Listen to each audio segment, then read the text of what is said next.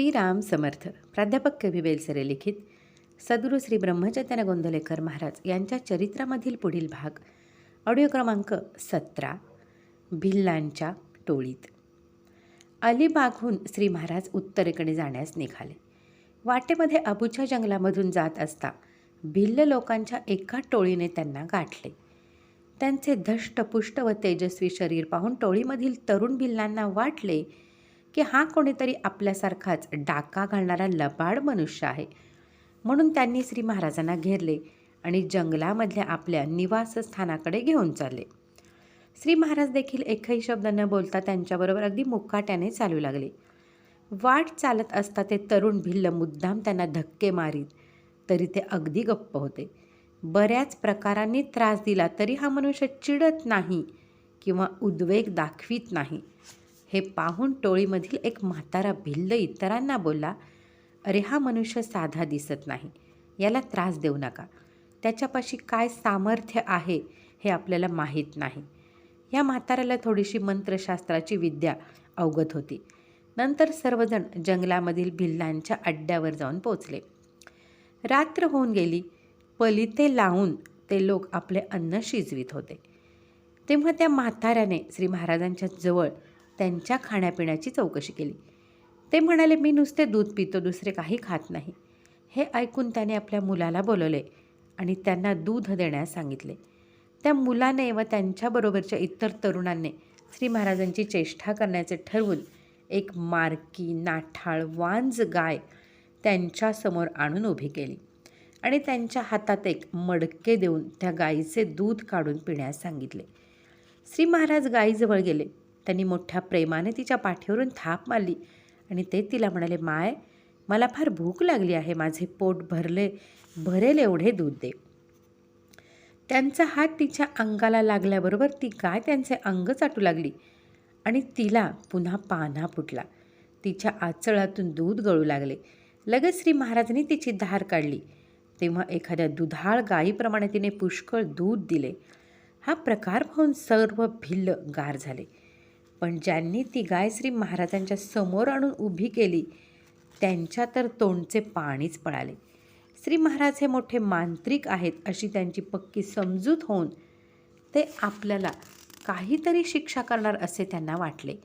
नंतर त्या म्हाताऱ्या भिल्लाने सर्वांच्या वतीने श्री महाराजांची क्षमा मागितली आणि सर्वांना अनुग्रह देवविला. श्री महाराजांनी त्या सर्वांना चोऱ्या करण्यापासून परावृत्त केले व आपण पुढे निघून गेले. पुढे आहे नागपाश बंधन. भिल्लांना सोडून श्री महाराज पुढे नर्मदेच्या किनाऱ्याने जाऊ लागले. जाता जाता ते महेश्वर नावाच्या गावी आले. या गावामध्ये 2 मोठे मांत्रिक राहत असत. त्यांनी जेव्हा श्री महाराजांचे एकंदर ऐश्वर्य पाहिले तेव्हा त्यांच्याजवळ काहीतरी मंत्रसिद्धी आहे असा त्या दोघांचा समज झाला आणि तो मंत्र आपण शिकून घेतला तर आपलेही महत्त्व जगात वाढेल असा विचार करून ते दोघेजण त्यांच्या मागे लागले. श्री महाराजांनी त्यांना स्पष्ट सांगितले, मला मंत्रतंत्र काही येत नाही, मी फक्त एक रामनाम जाणतो. मी रामाचा दीनदास आहे. हा सर्व खेळ रामाच्या सत्तेने चालला आहे अशी मला पूर्ण खात्री आहे. म्हणून घडणाऱ्या गोष्टीचा अभिमान मला होत नाही. हे बोलणे त्यांना न पटता श्री महाराज आपल्यापासून स्वतःची सिद्धी लपवून ठेवीत आहेत अशी त्यांची खात्री झाली. ते दोघेजण फार चिडले आणि श्री महाराजांना भीती दाखवण्यासाठी म्हणाले, तुमच्याजवळ मंत्रसिद्धी आहे यात शंकाच नाही. ते मंत्र सरळपणे आम्हाला द्या, नाहीतर आम्ही नागपाश टाकून तुम्हाला बांधून टाकू आणि तुम्ही फुकट प्राणाला मुकाल. यावर श्री महाराज काही बोलले नाहीत. तरी पण ते दोघे त्यांच्या मागे फिरू लागले. असे फिरत असता सर्वजण एका डोंगरावर आले. मंत्र देण्यासाठी त्यांनी पुन्हा एकदा विनंती केली. तरी जेव्हा श्री महाराज त्यांना पाहिजे असलेला मंत्र देईनात तेव्हा त्यांनी त्यांच्यावर नागपाश टाकला. एका क्षणात जिकडे तिकडे नागच नाग उत्पन्न होऊन ते श्री महाराजांच्यावर फुत्कार टाकू लागले. श्री महाराज अगदी स्वस्थपणे नाम घेत उभे होते. परंतु 5 मिनिटाच्या अवकाशात सर्व नागांनी विळखे घालून त्यांना बांधून टाकले. आता तरी हे घाबरले असतील अशा कल्पनेने ते मांत्रिक बोलले, अजून तरी तुम्ही आपला मंत्र आम्हाला द्या, म्हणजे आम्ही हे नाग नाहीसे करतो. असे न कराल तर मात्र थोड्याच वेळात तुमचा प्राण जाईल. श्री महाराजांनी अगदी शांतपणे उत्तर दिले, मला सांभाळणारा राम समर्थ आहे, पण मी न मरता हे सर्प मेले तर तुमच्या मंत्राची आणि तुमची मात्र भयंकर हानी होणार आहे. मांत्रिकांनी त्यांना तुच्छ लेखले, त्यांच्या बोलण्याकडे लक्ष दिले नाही व आपला पाश कायम ठेवला. श्री महाराज डोळे झाकून अगदी स्वस्थ बसून राहिले. अशा अवस्थेमध्ये 3 दिवस गेल्यावर श्री महाराजांनी त्यांची समजूत घालण्याचा पुन्हा प्रयत्न करून पाहिला. तेव्हा त्याचा उलटाच परिणाम होऊन ते म्हणू लागले, तुम्हाला आपला मंत्र सांगायचा नाही म्हणून तुम्ही असल्या वेदांताच्या गोष्टी आम्हाला सांगता आहात.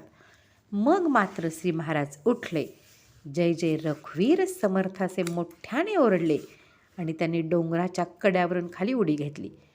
त्याचबरोबर सर्व नाग छिन्न विच्छिन्न होऊन मरून पडले आणि श्री महाराज मोकळे झाले. 3 दिवस इतके कडक सर्प बंधन सोसणारा हा पुरुष सामान्य प्रतीचा नव्हे अशी त्या मांत्रिकांची खात्री झाली. शिवाय त्यांचा मंत्र बलहीन करण्याचे सामर्थ्य श्री महाराजांच्या जवळ होते याचे प्रत्यक्ष प्रमाण त्यांच्या नजरेस आले. म्हणून दोघांनीही शरण येऊन साष्टांग नमस्कार घातला. श्री महाराजांनी त्यांना क्षमा केली व रामनाम दिले. दोघेही मंत्राचा नाद सोडून भगवंताच्या मार्गाला लागले. त्यापैकी एक जणाला तपश्चर्या करण्याची आज्ञा देऊन नर्मदा तटाकी बसवले व दुसरा जो होता त्याला बरोबर घेऊन श्री महाराज पुढे निघाले. याचे नाव सच्चिदानंद होते. हा सच्चिदानंद अखंड रामनाम घेण्याचा अभ्यास करू लागला आणि त्यात कधीकधी तो स्वतःला पूर्णपणे विसरून जाई. पण त्यामुळे त्याच्या अंगी नवीनच सामर्थ्य उत्पन्न झाले. उज्जैनला जाण्यासाठी म्हणून श्री महाराजांनी नर्मदा काठ सोडला आणि ते बुदनी स्टेशनवर आले. गाडी येण्यास 6-7 तास अवकाश असल्यामुळे स्टेशनपासून जवळच दिसणाऱ्या एका धर्मशाळेत ते जाऊन बसले. काही वेळाने पण अपेक्षेपेक्षा बरीच लवकर गाडी आली आणि श्री महाराज स्टेशनावर पोचण्याच्या आधीच तिने निघण्याची शिट्टी दिली. गाडीची शिट्टी ऐकल्याबरोबर सच्चिदानंदाला राग आला व तो बोलला, अबे ए लौंडी, मेरे सद्गुरु को छोड़ के कहाँ जा रही है, जरा सी ठहर.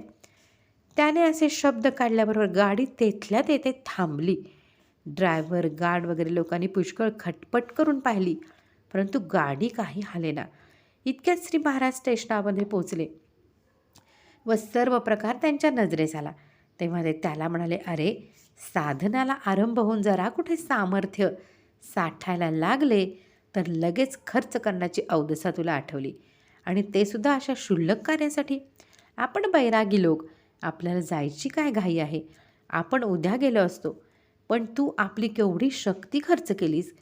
तुझी पूर्वीची तामस उर्मी अजून कायम आहे. तू इथूनच परत जा. 12 वर्ष एकांतात बसून भगवंताचे नाम घे आणि नंतर मला तोंड दाखव. जा, राम तुझे कल्याण करील. श्री महाराजांची ही आज्ञा ऐकून सच्चिदानंदाच्या हृदयाचे पाणी पाणी झाले. परंतु आता मात्र तेथून निघून जाणे हेच योग्य होते. म्हणून त्याने ओल्या डोळ्यांनी श्री महाराजांच्या चरणावर मस्तक ठेवले. त्यांना एकदा डोळे भरून पाहून घेतले आणि तोंड फिरवून तो निघून गेला. पुढे 12 वर्षांनी काशीमध्ये तो पुन्हा त्यांना भेटला. इकडे श्री महाराज उज्जैनला गेले. श्री महाराज आले आहेत असे कळताच त्यांची पूर्वपरिचित सर्व मंडळी जमा झाली. ते जेथे उतरले होते त्या ठिकाणी नामस्मरण, भजन, कीर्तन, वेदांत श्रवण व अन्नदान यांचा धडाका सुरू झाला. मंडळींचे त्यांच्यावर अत्यंत प्रेम असल्याने रोज कोणी ना कोणी त्यांना आपल्या घरी बोलावीत असे व श्री महाराज देखील सर्व मंडळी बरोबर घेऊन तेथे जात. पुढे आहे निष्ठेची कसोटी. याच सुमारास श्री समर्थांचे प्रेम असणारा एक मोठा सरकारी अधिकारी गावात होता. ज्याच्या घरी श्री महाराज जेवण्यास गेले होते अशा 2-3 ठिकाणी त्यालाही आग्रहाचे आमंत्रण होते. या प्रसंगी त्याने अर्थात श्री महाराजांना नीट पाहून घेतले होते, परंतु त्यांची परीक्षा करून ते आपल्या कसोटीला उतरल्याशिवाय आपण त्यांच्या नादी लागायचे नाही हा त्याचा पक्का निश्चय होता. त्यांची परीक्षा घेण्यास कोणता उपाय करावा हा एकच विचार त्याच्या डोक्यामध्ये थैमान घालीत होता. थैमान घालीत असता एक सुवर्ण संधी त्याला आपोआप चालून आली. 10-12 वर्षाचा त्याचा मुलगा विषमाने आजारी पडला. मुलाला औषध पाणी चालू होते. 9व्या दिवशी त्याची अवस्था कठीण झाली. त्याचवेळी मुलाचा बाप श्री महाराजांच्याकडे आला आणि त्यांना म्हणाला, आपण उद्या सर्व मंडळींसह माझ्याकडे प्रसादाला यावे. तेव्हा श्री महाराज बोले, रावसाहेब, आपण इतके कष्ट कशाला घेता? माझ्याबरोबर 50 माणसे आहेत. उद्या आपणच सहकुटुंब माझ्याकडे प्रसादाला या. यावर त्याने उत्तर दिले, आपल्याला आपल्या शिष्यांपैकी कोणीही आमंत्रण केले तर आपण त्यांच्याकडे जाता, परंतु मी बाहेरचा असल्याने आपण माझा अव्हेर करता असे दिसते. हे माझे दुर्दैव आहे. हे त्याचे शब्द ऐकल्याबरोबर श्री महाराजांना वाईट वाटले व ते तात्काळ म्हणाले, छे छे रावसाहेब, आपण हे काय बोलता? कष्टी होऊ नका. मी उद्या सर्व मंडळींसह आपल्याकडे येईन. रावसाहेब घरी आले तेव्हा मुलाची नाडी सुटलेली होती आणि पहाटे 3 वाजता तो गेला. मुलाचे प्रेत घरामध्ये तसेच ठेवून त्या गृहस्थाने दुसऱ्या दिवशी भोजनाची सर्व तयारी केली. सकाळी 11 वाजण्याच्या वेळी श्री महाराज आपली सर्व मंडळी बरोबर घेऊन त्यांच्या घरी आले. त्याने देखील त्यांचे मोठे आदरातिथ्य केले आणि कोणत्याही गोष्टीचे उणे पडू दिले नाही. सर्व मंडळी पानावर येऊन बसली. सर्व पदार्थ वाढले. श्री महाराज आपल्या पाटावर बसले आणि आता संकल्प सोडायचा इतक्यात त्या अधिकाऱ्याची बायको मुलाचे प्रेत घेऊन पंक्तीमध्ये आली आणि ते श्री महाराजांच्या समोर ठेवून त्यांना रडत म्हणाली, महाराज, हा माझा बाळ काल रात्रीच आम्हाला सोडून गेला. त्याला सोडून आपण कसे जेवता? हा सर्व प्रकार पाहून सर्व मंडळी गारठूनच गेली. तेथील वातावरण एकदम बदलून गेले. रावसाहेबांचा मुलगा फार आजारी होता हे पुष्कळ लोकांना माहीत असले तरी हा नंतरचा प्रकार कोणास ठाऊक नव्हता. आता श्री महाराज काय करतात इकडे सर्वांचे लक्ष लागले. श्री महाराजांनी यत्किंचितही अस्वस्थता न दाखवता त्या मुलाला आपल्या मांडीवर घेतले व त्याच्या हृदयावर हात ठेवून आईला बोलले, माय, याच्या अंगात अजून उष्णता आहे. तो गेला नाही. थोडा धीर धरा. रडू ओरडू नका. त्याला मात्रा चाटवा म्हणजे तो सावध होईल. लगेच मात्रा उगाळून आणली व श्री महाराजांनी स्वतः ती मुलाला चाटवली. त्याबरोबरच देवाचे तीर्थ त्याला देऊन त्याच्या अंगाला अंगारा लावला. 5-10 मिनिटांमध्ये मुलाच्या अंगात बरीच उष्णता वाढली. तेव्हा श्री महाराजांनी त्याला हाक मारण्यास सुरुवात केली. 3री हाक ऐकल्यावर त्याने डोळे उघडले व थोडी हालचाल केली. काही वेळापूर्वीचे गंभीर आणि उदास वातावरण तत्काळ नाहीसे होऊन सर्वजण प्रसन्न झाले. लगेच रावसाहेब श्री महाराजांच्या पाया पडले व बोलले, महाराज, मी पुष्कळ साधू पाहिले, परंतु आपणासारखा कोणी पाहिला नाही. आपण प्रत्यक्ष समर्थांचे अवतार आहात. या दीन माणसाला आपल्या पदरात घ्या. काही केलं ते पाय सोडिनात. तेव्हा श्री महाराज म्हणाले, रावसाहेब, मागचे सर्व विसरून जा. आजपासून श्री समर्थांनी तुम्हाला आपले म्हटले आहे. येत्या दासनवमीला तुम्ही सर्वजण सज्जनगडास त्यांच्या दर्शनात जा. ज्या रामरायाने तुमच्या मुलाला वाचवले त्याचे नाम विसरू नका. राम तुमचे आणि तुमच्या मुलाचे कल्याण करील. 15-20 मिनिटांनी तो मुलगा चांगला शुद्धीवर आला. श्री महाराजांनी आपल्या हाताने त्याला थोडे दूध पाजले आणि नंतर सर्व मंडळी मोठ्या आनंदाने जेवली. जेवण झाल्यावर सर्व मंडळींच्या समोर रावसाहेबांनी आपला वाईट बेत वर्णन करून सांगितला व पुन्हा पुन्हा श्री महाराजांची क्षमा मागितली. रावसाहेब पुढे फार योग्यतेला पोहोचले. पुढे आहे इंदूरमधील वास्तव्य. ते आपण पुढे पाहूयात. श्रीराम जय राम जय जय राम.